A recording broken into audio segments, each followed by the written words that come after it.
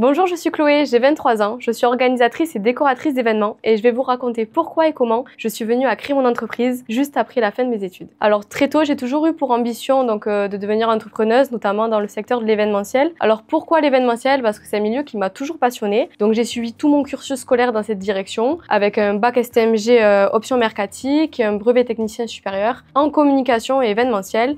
Et pour me spécialiser dans l'univers du mariage, je suis partie faire une masterclass avec Elodie Vimuse, une des wedding planners les plus renommées de France. Alors tout simplement pourquoi j'ai voulu créer mon entreprise, parce que j'ai toujours eu cette dynamique-là, donc l'âme d'une entrepreneuse, parce que dans notre famille, il y a beaucoup de personnes du coup qui se sont lancées seules. J'ai rencontré beaucoup d'obstacles dans ce secteur parce que bon, je pense comme dans tout secteur, c'est un milieu assez concurrentiel et comme tout le monde dit, de requins. Malheureusement, sachant que à mon jeune âge, donc 21 ans, il faut savoir avoir une crédibilité auprès de la clientèle et auprès des prestataires.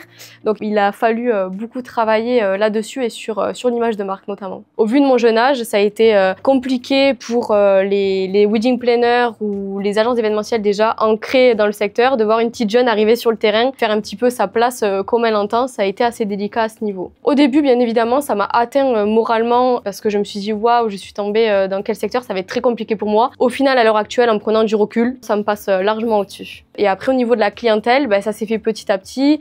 Une première personne qui m'a fait confiance, 2, 3. Après, à l'heure actuelle, c'est toujours le même problème. Il y en a beaucoup qui aiment avoir justement des jeunes dynamiques et montrer un mariage un peu plus tendance. Et d'autres où ça va freiner justement ce pas-là parce que au vu de mon jeune âge. Comment mes proches ont vécu du coup cette aventure entrepreneuriale? Donc au début, je pense que tout le monde n'est pas dupe. À 21 ans, avoir une sortie d'argent de trésorerie aussi importante, ça ne se fait pas seul. Mes parents ou ma famille ou mes amis m'aident donc un point de vue donc financier et aussi sur le niveau logistique. Donc tout ce qui est conception, rendez-vous, etc., c'est vraiment ma partie à moi. Mais sur la partie terrain, installation, désinstallation, on a toujours besoin de main-d'œuvre. Donc, du coup, il y a du monde qui m'aide. Alors, mon rapport au travail est assez dynamique dans le sens où je travaille 24 heures sur 24, 7 jours sur 7, que ce soit la semaine, le week-end ou les jours fériés. Je ne compte pas mes heures travaillées. Encore une fois, quand on veut gagner beaucoup d'argent, on est obligé de faire beaucoup d'heures. On ne les compte pas. Donc, pour avoir une indépendance financière ou bien privée, malheureusement, il faut faire des concessions. Pour moi, c'est satisfaisant de travailler beaucoup dans le sens où mon métier, c'est vraiment mon bébé que j'ai créé. Après, d'un autre côté, c'est aussi assez délicat sur des points de vue de santé, de vie privée, etc.